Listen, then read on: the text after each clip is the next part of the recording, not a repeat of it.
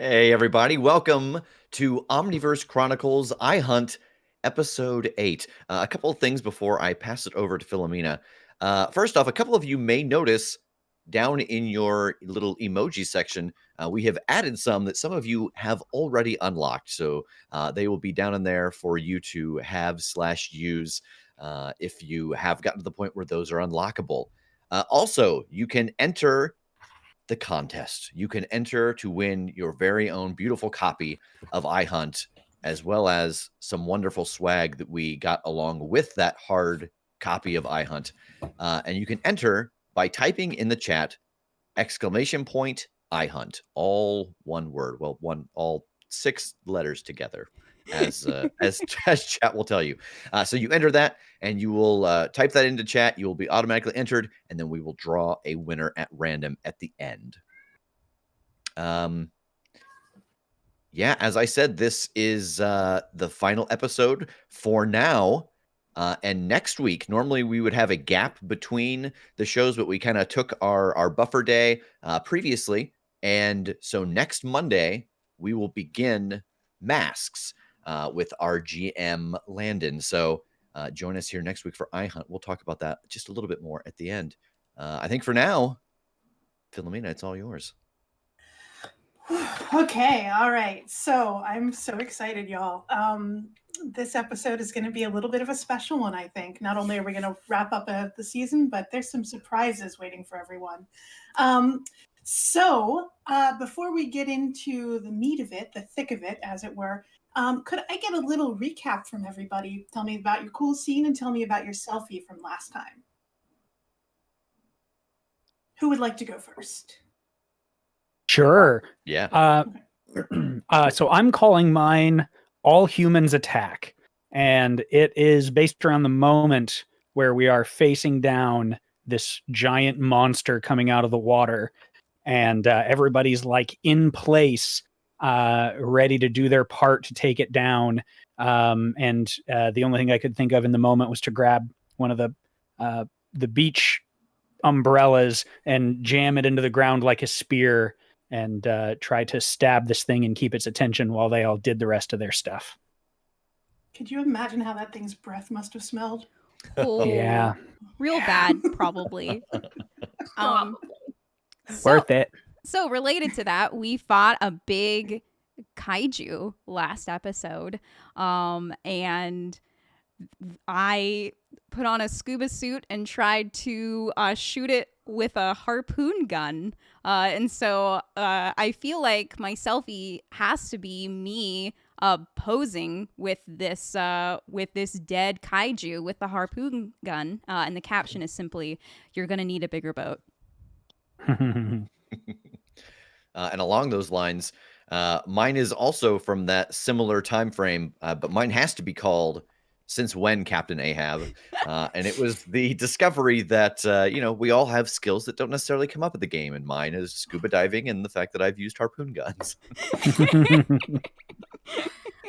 Mine is gonna be the moment where we're getting ready for this fight, and we had this kind of amulet made that would help protect us against some of this magic that this kaiju was using, and it was given to me to be like, well, you take this protection and hang back because what you're doing is important for the end.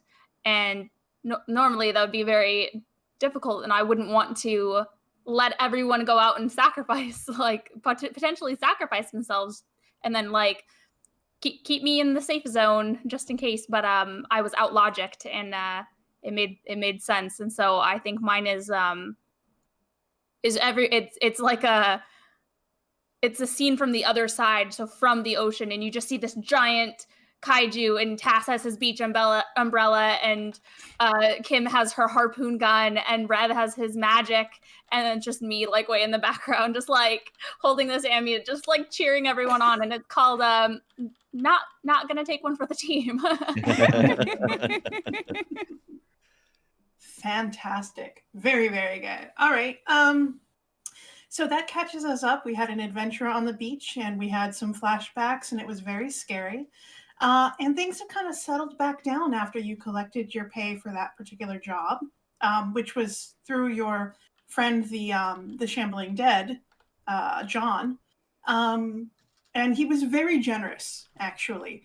And he was very grateful because ultimately, between him and the White Tower, the goodies that they got off of that kaiju are excellent, absolutely primo. So you guys took a couple of weeks off. You guys worked on your other stuff. You did some commercial interviews. What do they call it when you go and do the thing where the people decide if you're a good actor? Oh, auditions. Casting. Auditions. Yes, thank you. Yeah. I remembered it, but I didn't remember it. Tass had some time to do some more research, and you guys had a pretty relaxing couple of weeks. It was really dope. However, towards the end of this strangely quiet, calm period, y'all kind of felt a little restless, like things were a little bit like now it was getting a little too easy. That's the problem when you start on the hunt. It gets kind of addictive and you kind of like find yourself looking at the app even when you know you shouldn't be looking at the app anymore. So with that in mind, I looked at my phone when I said that because of course I have the same instinct. So as you're kind of feeling yourselves getting a little itchy to get back out there again, Tass, you had a name that you were digging into as far as that VCR tape goes, correct? Yeah, somebody else kind of had the name, but I had it on my radar as well. Okay. Which I don't know that I took note. No, that's fine. That's fine. I think if not, I'm making it up, but it was basically a production company that had something to do with the TV show's production. Mm-hmm. Yeah. Yeah, I had seen that I think we had paused the video or something. Mm-hmm. And we were able to get a logo. Yeah, we got a watermark on the video. Yeah. That's right. So you did a little bit of digging into the show in your little downtime there. And in the process of digging in, you discovered that it was going to be a big deal. There was actually some toy production already in process. And you actually ended up finding somebody who knew somebody who knew somebody who was friends with Kim, who was able to get you one of these toys. Okay. Yeah. And so you get it in the mail from the friend of the friend of the friend of Kim. And you get the box at the questionable apartment where you all are staying. Do you open it? Okay. Yeah. I think I do call everybody in for this. Yeah, okay. And I've got like the box behind my back. Right. Okay. Hey. What's so up? you know the potentially cursed video? How can I forget, darling? Right? Yeah. So the long story short, there were toys. The cartoon, there were toys. What? They like started toys. They weren't really like they're not out there, but like they started making them. And I've tracked one down or something about it down, and it arrived. So we might have a cursed toy too. You have it with you? It's right here behind my back. Bring it not behind your back. Okay. Let me see. Okay, listen. 2 of you look very excited. 1 of you, not naming names, looks apprehensive at best. Look, in for a penny, in for a pound, I suppose. That's what's up. Okay. And I set the box down and take my keys and rip open the tape and pop this bad boy open. We have scissors, darling. It's whatever. It's too late. I was too excited. Okay. Yeah. No time for that. Yeah, you get the flaps open, the box explodes, end of campaign. See you guys. No. Good night, everybody. Rocks fall, everyone dies. I've never said that before. I wanted to say it out loud where it was almost true. Okay. So you pull it open, there's some wrapping paper and you gotta pull stuff out. And there at the bottom, it's not, it's a prototype, so it's not, finished, probably, maybe. But it is unquestionably a stake. Now, it's made of pink plastic, and there is wood with it. Like, there's wood kind of like striped in, so it might even be effective, but it's like a bright neon colored plastic toy steak. And there's like occult symbols on the handle where you would hold it. This is so cute. I know That's pretty great. I wasn't expecting this. Yeah, I that's love not it. what I was expecting. Do you think I Huh. could use it? Well, I don't have any pink weapons. I don't have any pink weapons either. Okay, that's fair. You Wait a minute. Did we see this anywhere in the video? Do you guys remember seeing a steak? I mean, we haven't seen very many scenes from that show. I don't think we saw a pink steak. I sure don't remember a pink I steak. feel like I'd remember. I think the pink is just because it's raw. Like they haven't finished this is just the plastic. It happened to be pink plastic. It might also just be pink, Tass. Is there any like detailing on the packaging, like to say like what this toy is supposed to be representative of? The actual packaging for the toy hadn't gone into production yet. They were doing the building of the toys first. Mhm. But for whatever it's worth, the pink is painted. So it is like a raw plastic toy. It was intended to be bright, flashy, attractive pink colored. Okay. And there's the latchkey, like the latchkey L or something like that, right on that, like kind of the pommel of the steak. That's cool. That's so yeah. cute. Yeah, look at this. Huh. Hey, Rev, do you want to roll Overcome for a cult for me? Yeah. Okay.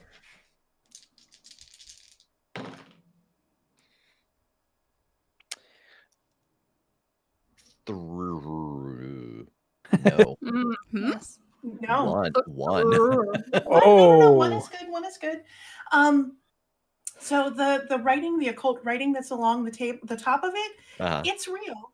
It's probably Enochian or something similar. You're not sure what it says because you only got a 1. Yeah. But like, there's some actual magic in this plastic toy. This is super dangerous. Like that toy seems like it has an actual spell and runes on it. Like those are not just someone made those up in like I can't tell what it says, but it's like that's a real that does something. Huh. Well, Hey, Megan, okay. Yeah. Can you give me a maker roll and Overcome?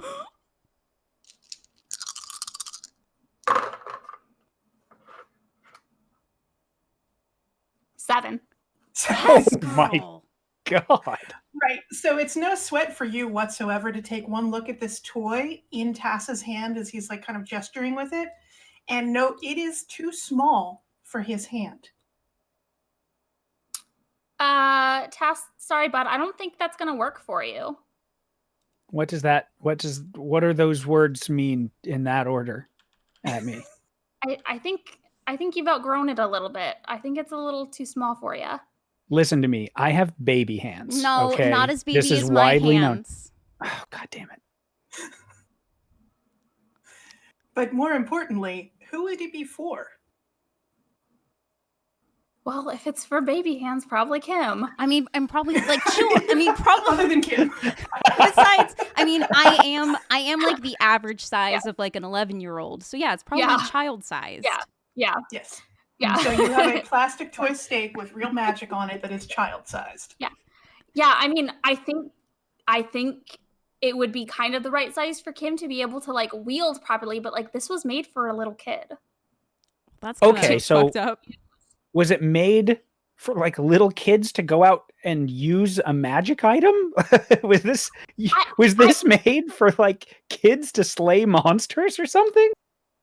I mean, maybe we still don't know anything about this damn show. I mean, that was at least the kind of brief impression of the show. Seems like that's what it was about. Yeah. And I mean, it could be that someone was like, oh yeah, we're going to make a toy of the weapons that the kids use. And then someone at the company was like, I've changed this.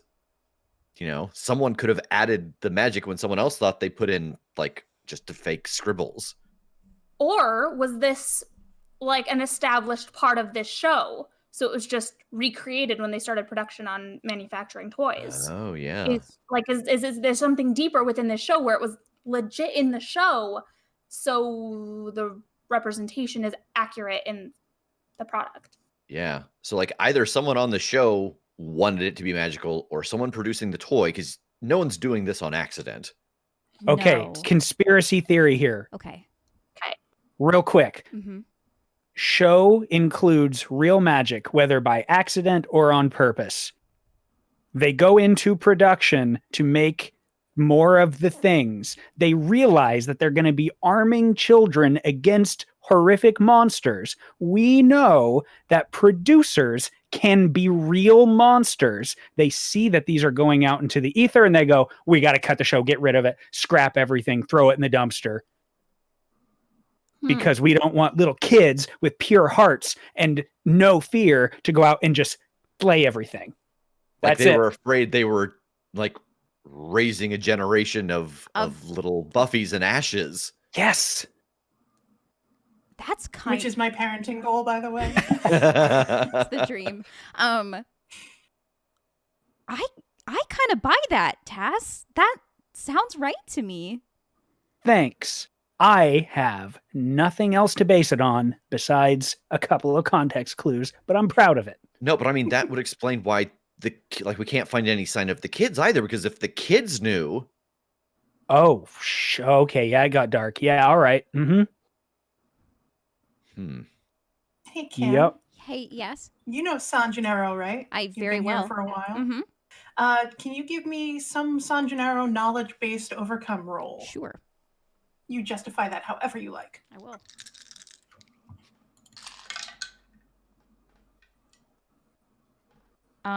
That is a 4. That is a 4. All right. So, you're kind of thinking back to, you remember you guys pulled up information about this show, that it was aired briefly in test audiences in the San Gennaro area. And as you're kind of like mentally going through the map, the one thing that kind of pops out in your head, of course, all of the test areas are neighborhoods of color. This was not played in white neighborhoods. Yeah. I'll tell everyone that. Yeah, like, because remember we when we were looking into this tape, they were showing it around neighborhoods around the Flip and other neighborhoods of color. They weren't showing it in any of the affluent white neighborhoods. Interesting. Who made this show? With that, the lighting starts flickering in your apartment, and all of your computer screens come up with fuzz. Like snow. Oh. Hello? Shit. The lighting stops flickering, but the TV, all of your screens are still producing snow. Hi again. That's all all I answer. That's all I got. That's all I had. I don't. Are we on the right track? The lights flicker on and off once. Once for yes, twice for no. Once. Oh my god. Were you on the show? Twice. No. Were you involved in the production? Twice. Oh. Are you the show? A long pause, and then twice. Fair. Okay, guys. Okay. Do you need help? Once.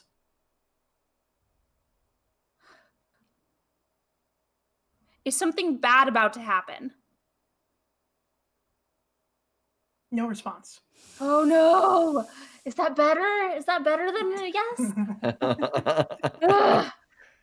Feel like something's always bad about. There's always something bad about to happen. So like. Well, yeah, but do they need help in the sense of like they need our help to stop something, or they need help to move on? Like that's kind of what I'm thinking here. Yeah. Yeah, you got me.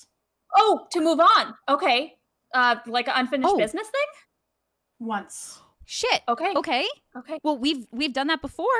We just did that. Oh, Right. This is old hand. We do this all the Yeah, time. we do this all the time. We help ghosts solve their unfinished business. Okay. Okay, so the show is important, but you weren't on it, and you weren't part of the production. Was the show based on something real? Like, did that actually happen? No response. Why does the no responses? Okay. And I'm just like pacing around the room. All right. Shit, I wish we could ask it like where we should go. Like, When you ask where we should go, your phone lights up with the iHunt app. okay, I'm gonna click on it. There you go. And there is a job.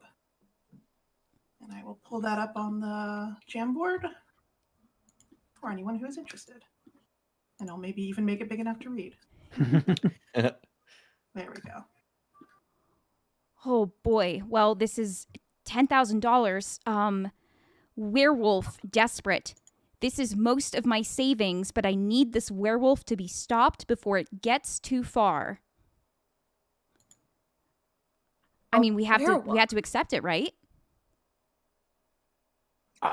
Yeah.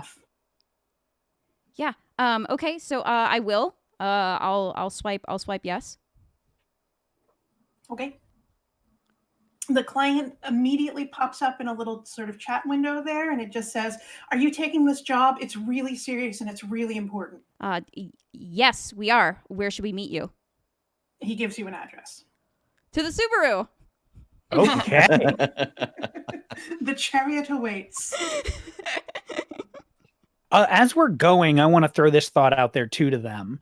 Like, it still seems bizarrely disconnected. It seems like that stuff keeps happening and it's pointing us to jobs. Like, whatever is going on with what we think is the video or whatever is the static, the static is our Charlie and we are the angels. And I don't understand yet. Yeah. Do you know what I mean? I know exactly what you mean. It all seems like it's very important, but I can't make the connection. Can I be Farrah Fawcett? Yeah. Always. Okay, thank you. I think I'm. What's the helper guy? I always forget his name. I'm that guy. Bosley. Yeah. Yeah. In character Charlie's Angels cosplay when? Anytime. All right. So if you would not mind, will you move to scene 2? Yes. Okay. All right. So yeah, I know my audience. So you guys head down to it's a part of the flip that's like being gentrified a little bit, but it's still, it's still it's a lower middle class neighborhood. Let's describe it that way. This is a place where like you've heard rumors that there are a lot of like kind of washed up actors who live in secret here. It's like a spillover from Movie Land and the area there, but this is where the people who no longer have end up. And so as you kind of are greeted at the door by this, he's in his 60s, he's bald. There's a little sort of sweatiness about him, through no fault of his own or whatever. There's a vibe there, specifically Kim, I would say. There's a producer vibe about this guy. Huh. Okay. But like taking one look at his apartment behind him, you can tell he has, he's had better days. What may be of interest to you, if I can pull the thing back up, which I closed out of, which was silly. Yeah. One of the walls that is not in the picture conveniently is just absolutely covered with TV memorabilia. Like insider stuff, not stuff that collectors would have, but that people who were involved in television would have left behind. And it is kind of cheap. It's a cheap place. They're doing their best. His name is Henry. He greets you at the door. He asks you to come in. Do you guys want some coffee or anything? Anything I can get for you? No, thank you. No, thanks. I'm good. Great, good. And I'm looking at the TV memorabilia. This is pretty impressive. Did you get this stuff at like an auction or something? No, kiddo.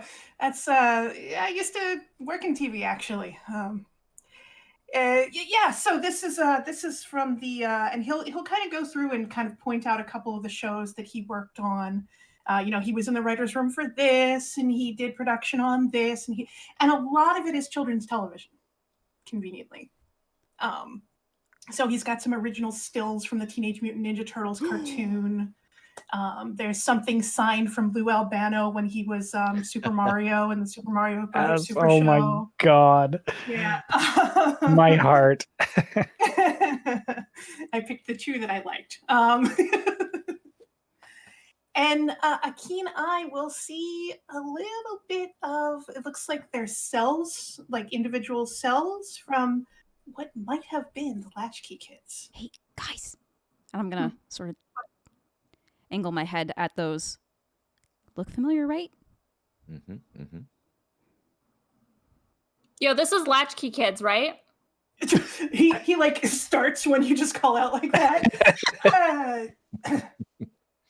Yeah. I was. It was, well. That's right before I left. I left Hollywood. Movie Land, not Hollywood. Hollywood doesn't exist.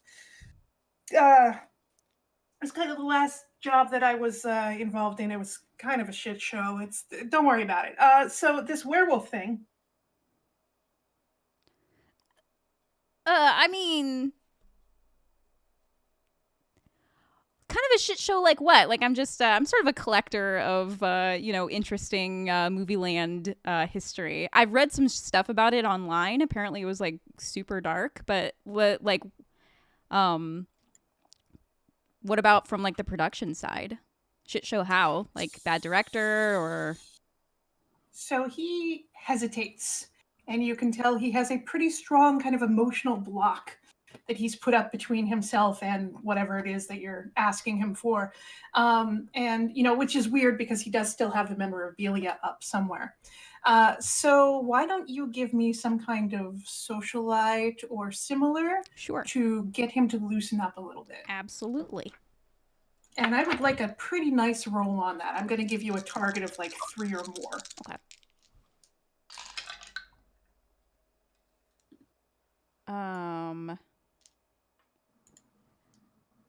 How's a 5 do you? A 5 absolutely does it. Okay. Okay. All right. So, yeah. So he kind of shrugs and he says, "It was just a crap show and a crap idea that was handed down to us by on high, somebody who thought they knew better. And I don't know. Yeah, it was real dark. It was real grim. I don't know why anybody thought it would make it on TV. I'm glad it's over with. That's all I gotta say. But I need your help. And like, this is kind of a time is of the essence. I can take you on a walk down memory lane once all of this is handled, okay? Yeah, definitely. Yeah, we would love that. Sure. Yeah, werewolf. What's up? Yeah. Okay, so I didn't know much about it. I kind of found out about it through questionable. Look, the details don't matter. There's a werewolf. He is up in the Ava Blue area. He's being hunted already. There's somebody already after him. I need you guys to get to him first. Okay. To stop it, or I don't care about that. I just don't want. I don't want the hunter that's after him to get involved in that kind of thing. Oh. is this their first gig? God, I wish it were. No. Is this a family member of yours? It's my son. Gotcha. Look, he's a professional. He is very good at his job, but the whole mix of where and when and what that's happening here is gonna, not be good for his brain meat. You know what I mean? If he gets involved in this for real, I think it's one of those things that it's gonna be, that's it. You know what I mean? That's a Yeah. bridge too far. Yeah. You know what I mean? Uh-huh. No offense. I obviously don't know you or your son or the situation, but say we are able to get there first and we are able to interrupt this. What's to say he doesn't just move on to the next? Because there's never going to be a job that's this specifically problematic for him particularly. Okay, that makes sense. What's your son's name? Ari. Ari. Okay. So say we run into Ari. Can you give us anything to maybe help dissuade him from continuing his hunt? I mean, honestly, if it's kind of ends up being a race, we'll want to do what we were hired to do, but he's also doing the same. So if there's anything that can help us, tip those odds in our favor, just some information. If I thought there was a way to talk him out of this, I would have already done it. He's one of those people. He gets his head into something, and he is he's good at his job. I don't think he is damn good at his job. I just think this one is too much for him. So why this job? Why He's got a this history. werewolf? Look, it's not even my story to tell, kiddos. I appreciate you're trying to dig in as much as possible, but it is real simple. There's a bad werewolf out there, probably.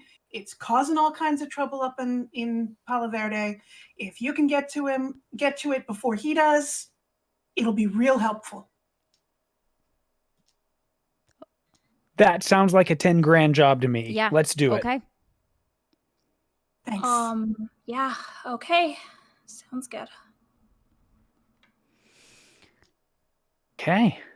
I'll give you the address of where he's been kind of lurking. Yeah, thank you. That'd be super helpful. Yeah. And he'll put it in a little chat so that you have it there available to him. And he kind of tosses his hands up and says, good luck, kids. Thank you. What's your cat's name? Oh, Muffin. Oh, okay. Goodbye, Abby named Muffin. him. All right, guys, what do you think? Should we just head out there and see what we can see? Yeah, I think so. Okay. Yes. Yeah. Okay. It was super nice to meet you. Hopefully we'll be back soon with good news. Get back in the car. All right, where are we headed? To the address we got. Oh, you're gonna head right out there, huh? I mean, do we wanna... I mean, if we knew it was a werewolf job, I would have brought my silver machete. Did we bring anything else prior to getting here? I have the stake. Yeah. I don't. Yeah. Silver stake, yeah. I mean, just know the pink. Well, I do have the silver one. I forgot about that. Silver stake, but you brought the pink one too. We brought the Yeah. We brought the Letting us out of my sight? Are you come on. Fair. Are we able to see on the app jobs that someone else has accepted? If someone accepts a job, the job listing actually comes down. Okay. Mhm. The thing we don't They know were is experimenting with kind of like letting people outbid each other, but nobody was taking the bait on that, so they didn't bother. the thing we don't know are the parameters that he was given when he accepted the job. Like we Also- don't know the actual location or the Like, we know Henry put up the one that we accepted. We don't know who's hired. Who hired to Ari? take it. Yeah. Or why. I mean, we don't really know anything about this. Usually when we take a job, it's, hey, this thing is causing trouble for me and my situation. Take care of it. Here's all the information I have on it. And this is just to do it and do it faster. I don't know. I feel weird about this one, guys. Well, should we maybe There's just always doing some research before you head out.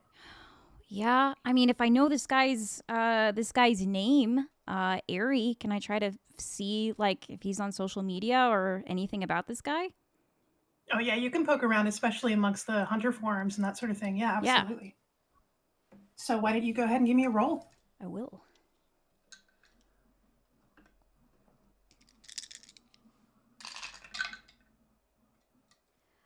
That's a 4. That's a 4. Okay.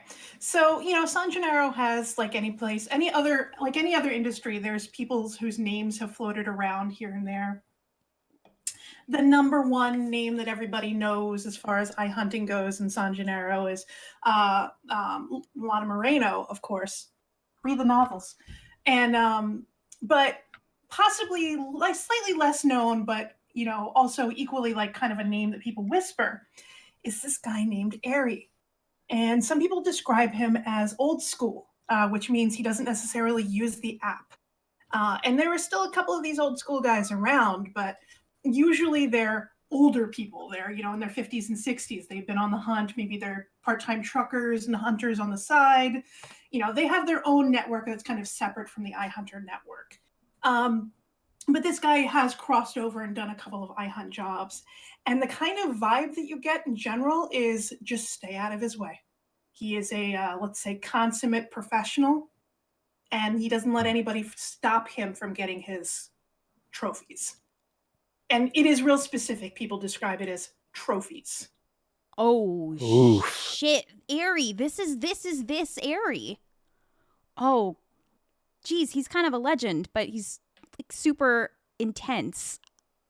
I don't think we're going to be able to just to tell him not to kill this werewolf or to let us do it first. Okay, so then it is beat him to the punch. Yeah. Well, he has a leg up on us already. So, all right, we know the address for where this is supposed to be going down, right? Can we look into anything online about disturbances in the area, or like maybe what we might be walking into? Absolutely. Who wants to throw some dice? I mean, I guess that kind of falls into Kim's wheelhouse again. Sure. Like looking up social media stuff.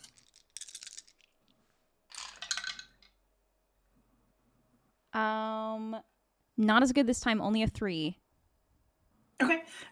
For whatever it's worth, the address comes up on Zillow. It's for sale. You can't afford it. It's kind of one of those you can't afford to look at it kind of things, like it checks your credit history when you hit the enter button. Yeah, there's nothing in particular, like there's no slaughter in so-and-so neighborhood or anything like that. But hey, maybe there wouldn't be. This is a really closed, expensive neighborhood. Oh boy. Full of movie land people, if that's of any interest to you. Yeah, this is like a big it's in a one of those communities with a bunch of industry people. Wow. I really want to skinny dip in this pool. Badly.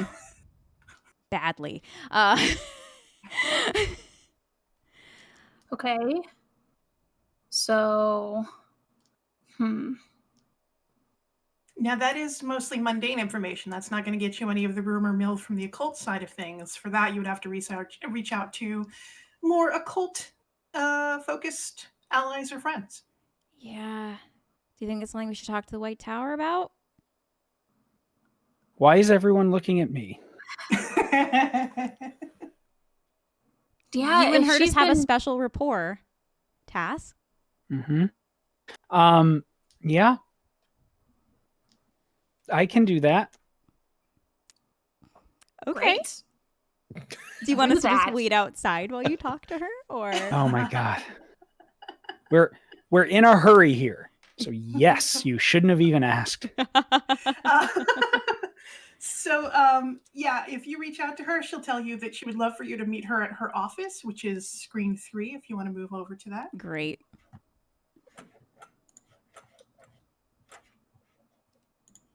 Her office being the local Gordon grounds where she holds meetings. Superb. Oh man, excellent.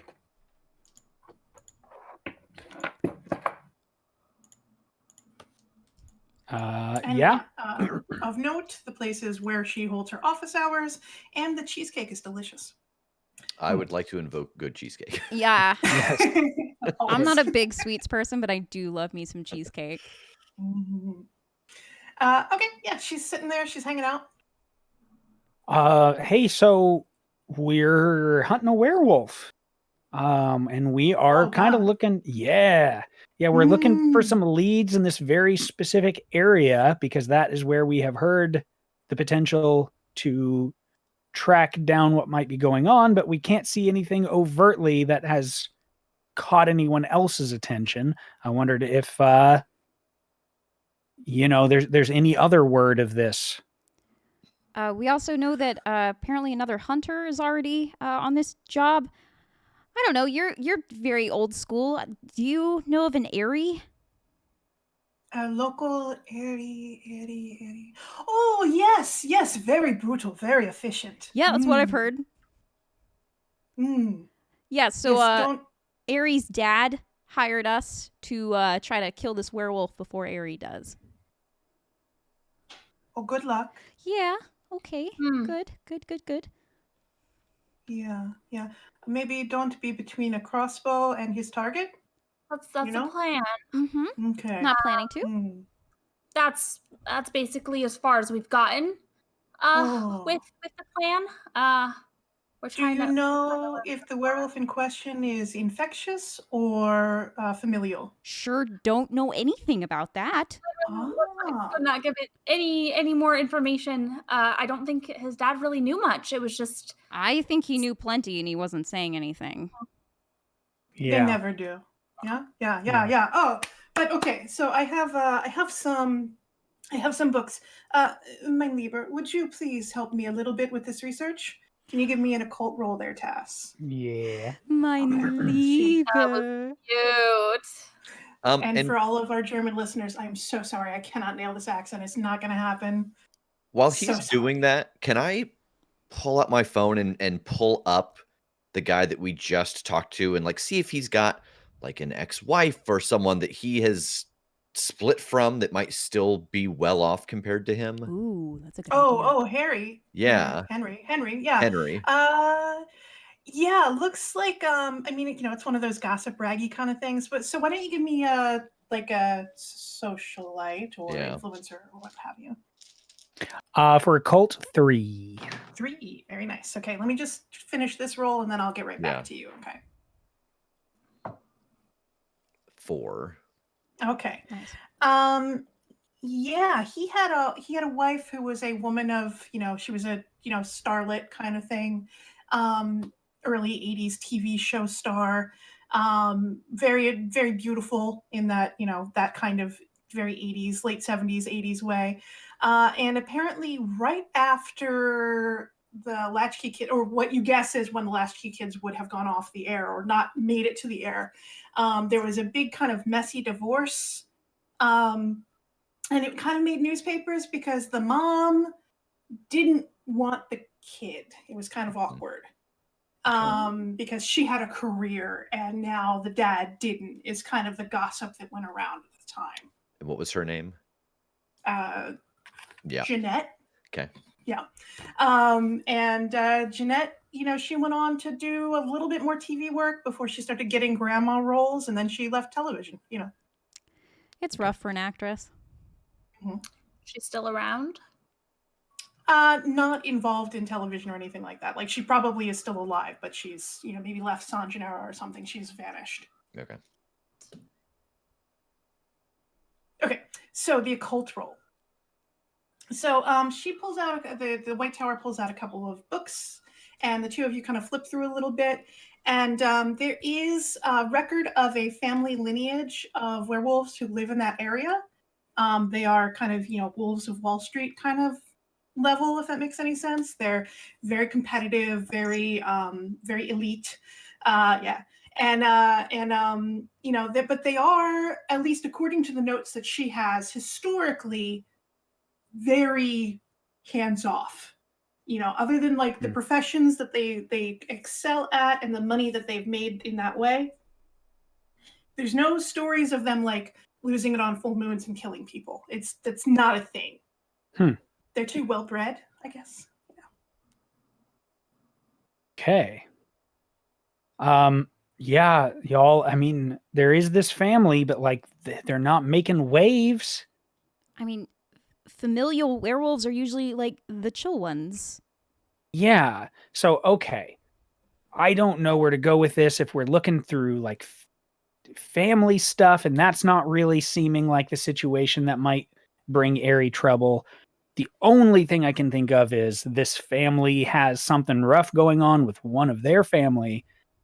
Papa doesn't want his son hunting a well-to-do werewolf family that if he takes one of them out, then like, Oh, yeah. The heat would be really bad from that. yeah. I mean, and again, that's just, I don't have anything here that leads me to believe that they are like that any one of them would have lost control in that way, let alone the rest of the nonsense I just spouted. That's literally my best guess right now. I mean, we were led to believe that there was a werewolf causing trouble specifically. Yeah. Like that we're here to like, I mean, not too different from kind of what we started with. I mean, I know that was more of a save my brother or cousin or whatever it was, but this seems more like, oh, there's a werewolf causing trouble, do something about it, as opposed to maybe this was like straight up just a hit that was put out. Yeah.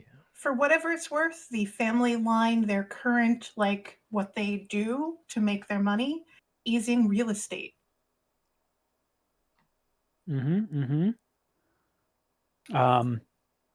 So they may have control of a lot of property. Yeah. That's something that we can look into to see if there's anything going on with stuff that they run. That might be where this wolf is squatting right now, is in this house. If no one's in it, rent's up for sale. Yeah. If it is somebody connected to them, they'll know. They'll know where to go, where to not go. Yeah, I kind of went down a rabbit hole for a little while of like, oh, you can't, I don't want my son to kill this person. Like maybe it was someone related to them, but he had an ex-wife.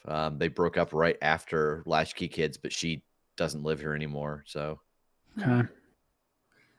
okay, so let's examine that path. There's a well-off family of werewolves that like this somebody put a hit out on, right? Mm-hmm. That they want a specific one of these family members. I mean, that we're assuming, I suppose. Gosh, a lot of assuming going on, but okay. Sorry, stay with me. Okay, so there's a fancy family of werewolves that somebody put a hit out on one of them. Aerie's going to do that, and something about that situation is going to be a breaking point. We know his mom left when he was a kid.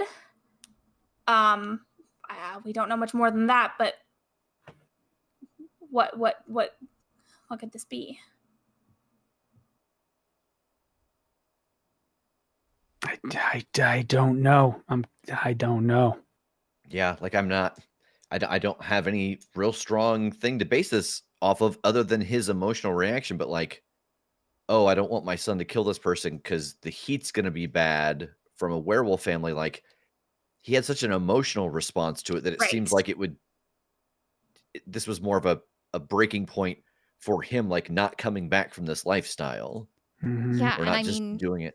Like, and this Aerie guy, at least from what I can tell, I mean, he is a pro, like has been doing this for a while. This isn't some kid getting too in over his head. There's something specific about this job that would break him more than other jobs.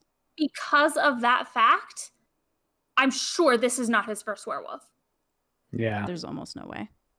So it's not that he's hunting a werewolf. It's something about this person or this family. Okay, so this might be a terrible idea. Okay. But at least let's get some gears turning. What if we shift and we don't hunt the wolf? What if we hunt Aerie?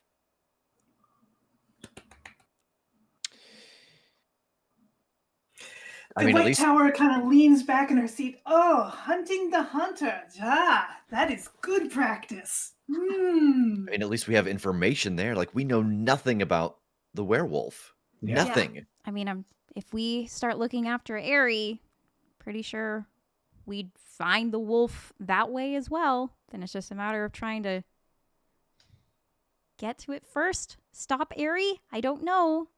But I feel like this is a better lead than some random wolf that we don't know anything about. Agreed. Oh boy. Do we know the family name? Yes, it's Wilmington. The Wilmingtons. Wilmington. Which I planned out ahead of time and did not just make up on the cuff. Of course. I've already forgotten what it was. What is it? Wilmington. Wilmington. Like the city or town or whatever it is. I'm going to tell you, I did not know that werewolves could be wasps, but here we are. Yes, tragically so. Bizarre. I like it.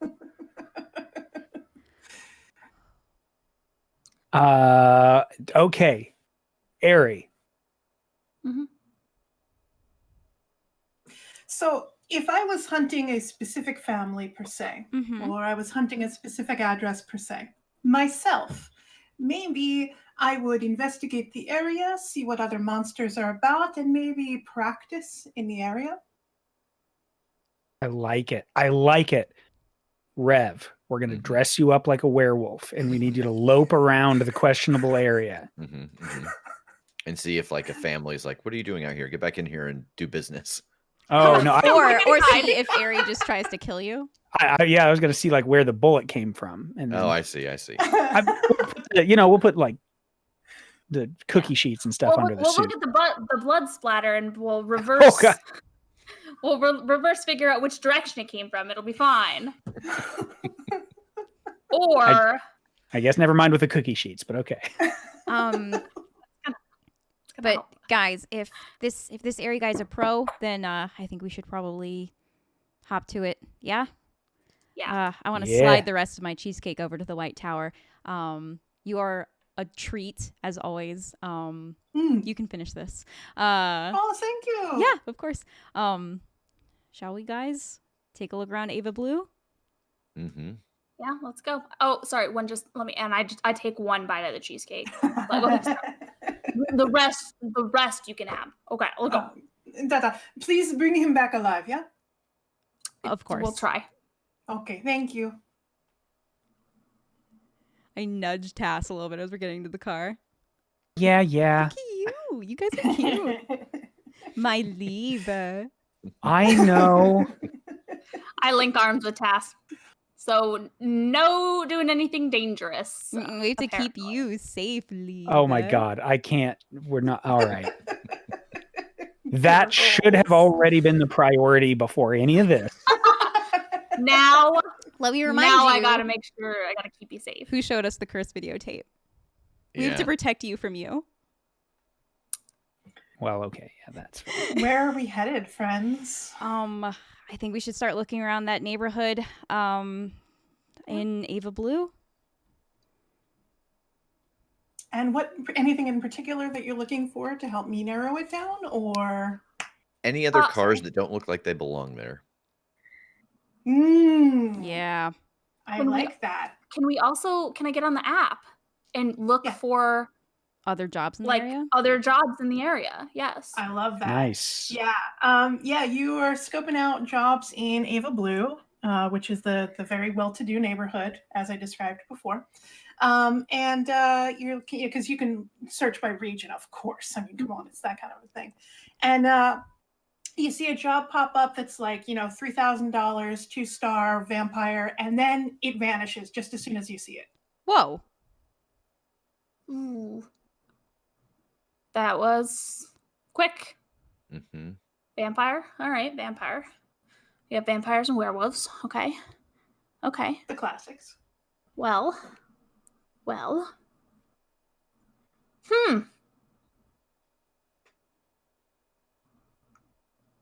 I didn't get much information out of that before it went away. Rev, do you want to give me some kind of objective assumption about cars roll? I don't know how you would do that. Yeah, is it like an investigator to see like this model looks too old to be here, or okay, 4. Nice. Okay, so yeah, the cars in the area are all very nice. As you drive down the beautiful streets and you head in towards like more of an entertainment part where there's some clubs. Sorry, they're not bars. And they're even like oxygen bars, like it's that kind of thing. Oh yeah. Yeah. So like you don't belong here either. But yeah, there's a pretty sturdy couple of years old model car. It's like a sedan. It's very, very plain. It's very, very, in any other part of the city, it would not stand out. You would never notice it. But because it's not a Porsche and it's not, one of those kinds of cars, it does stand out a little bit. And it is parked at a club, but like away. So it's like, the back of the parking lot. Yeah, so I'll point it out. Hey, there's a car that looks very much like it is trying very hard and succeeding at being nondescript, except in this area. Hmm. Why would anyone want to breathe blueberry? I don't. Oh man, like oxygen bars, they really, really wake you up. Really? Yeah. Yeah, they do. it's very cool. Hard pass, but great.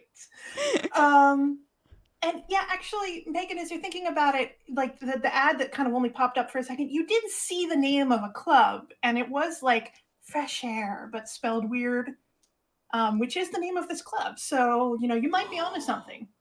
Yeah. Oh, this was in the picture with the vampire. Oh, do you think our professional? Are we gonna get to watch him work? Very likely. Okay. Yeah, Should maybe. we just like park and like lurk? What do you mean, like lurk in the parking lot? No, I mean I don't want to park right next to his car. That'd be a little sus. Just pull up next. Hey, Right how's there. it going? That's exactly what I would have done. Really? Okay. As you are debating that, you do see someone get out of the car. They are tall, darkly dressed, sort of military cuffed pants, if that makes any sense to you. And they are headed with like some kind of duffel bag over their shoulder towards an alleyway next to the club. Oh shit, this is our guy. This is our guy. This is our guy. He is so fit. Oh boy, he's Do we- cute. Do we watch Shit, him he's work, cute. or do we Don't look yell at his Kim. name? Don't look at Kim, stop. Kim, Sorry, he's cute. put your head down. Look over here. Look at me. Just put your Edgelord chick, that's right.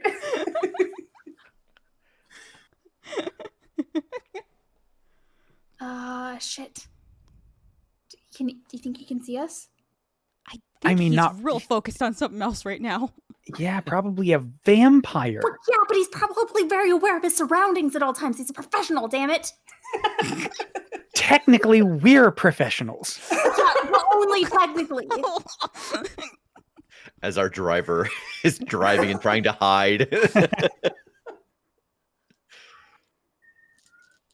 Okay. So what are we going to do? Are we going after him? I think we should get We out of the car, gotta. guys. We gotta. Yeah, we have to. Pull over. Yeah. Pull over. Okay. I'll pull over. And I'll get out. Do you think we should like leave the weapons in the car so that we're not like looking like we're trying to like muscle in on his vampire? I am bringing the silver stake, because if the vampire, yes, this is a terrible idea to leave things behind. That's right. I don't want to leave my machete Megan behind. So That's right, you named your machete after your work wife. I did. forgot. Yes. All right, so you're going to head after where the tall, dark stranger headed. Yep. So can you move the jam board to number 4? Yep. Oh no. Oh no. Oh, Yes. Oh yeah. So this alleyway, there was already some fun activity that happened here, it looks like. So first, it's worth noting that this alleyway is very grimy, of course, despite the fact that there is a very expensive fancy club right next door. The place it looks like, not only does it look like there's been a lot of, let's say, mischief here, it looks like it's a thing that's done pretty regularly. It looks like this might even be specifically a vampire's feeding spot. Damn. Yeah, and all of the shadows are very dark. And so kind of as you guys creep around the corner there, you've already lost sight of the professional, or at least it seems to be that. So can we swap to our special screen? Yeah.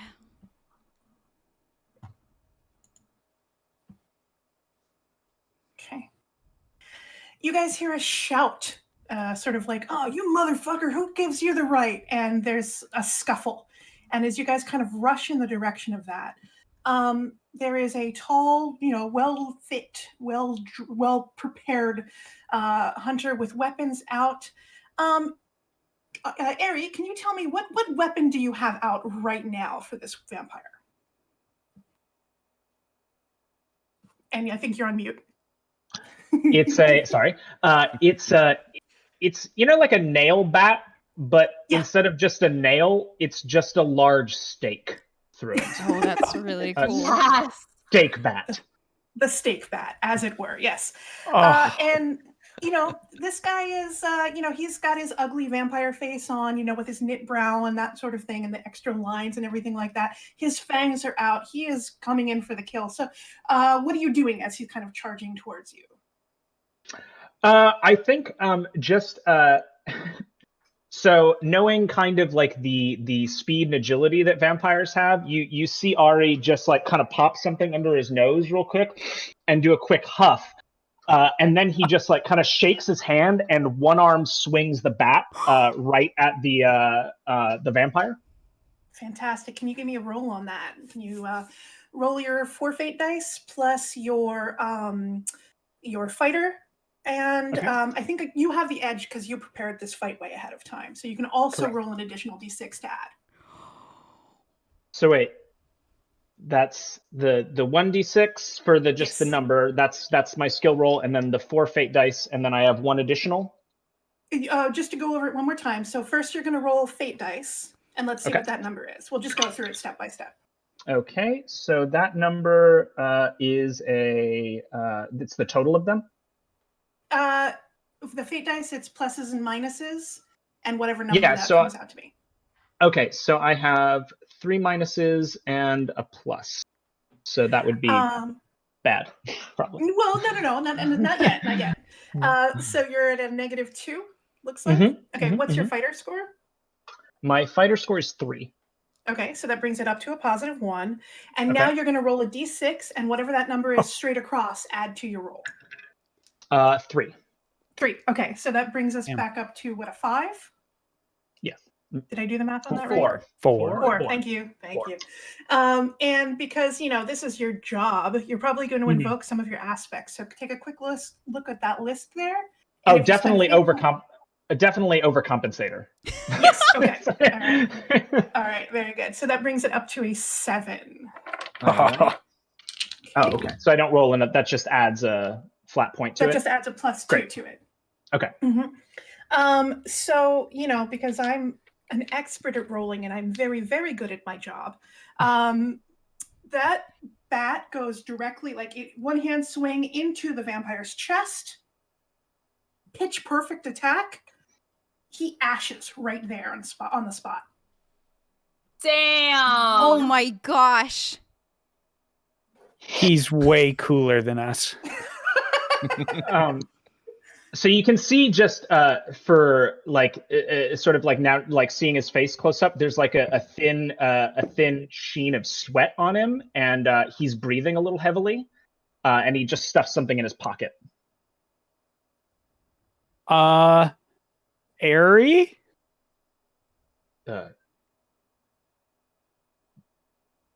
What? Okay. Do I know you? No. But I wasn't sure if I knew you, but now I know that I do know you, even though you don't know us. But we've confirmed that somebody helped. God. Is this how you introduce yourself to everyone? Yeah. Sadly, yes. Hi. Is this just... I have a question. Just a quick question. I'm a little busy. Yeah, I know. I just really do have a. How did you make that? The The bat? bat with the stake through it. How did you make this? Oh, Can I look at it?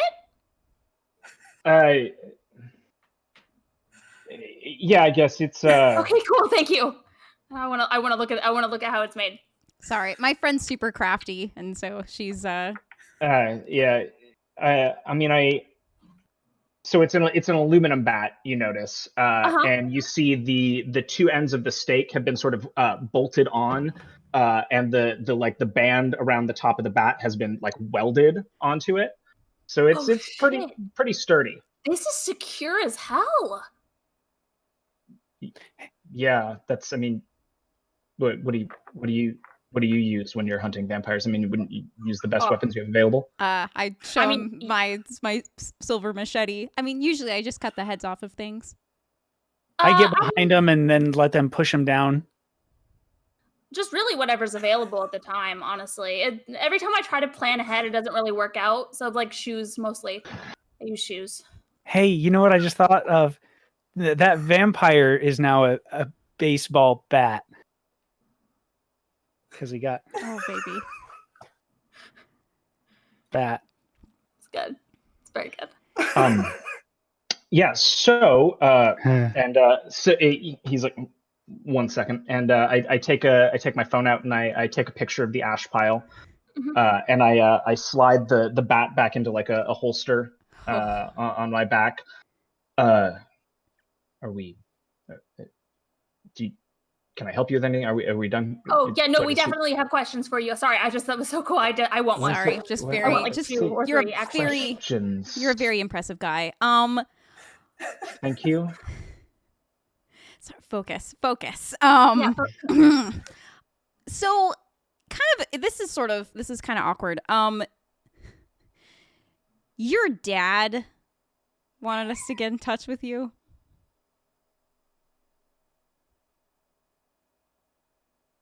Henry or Lev? Henry. Oh. What do you want? Said you might need some help. That you were on a hunt. Maybe something in this area that was a little heavy. Yeah, just finished it. Right. The one that we had heard about was a werewolf. Oh, he doesn't know about the werewolf. Werewolf. Oh no! Oh, we fucked up so bad.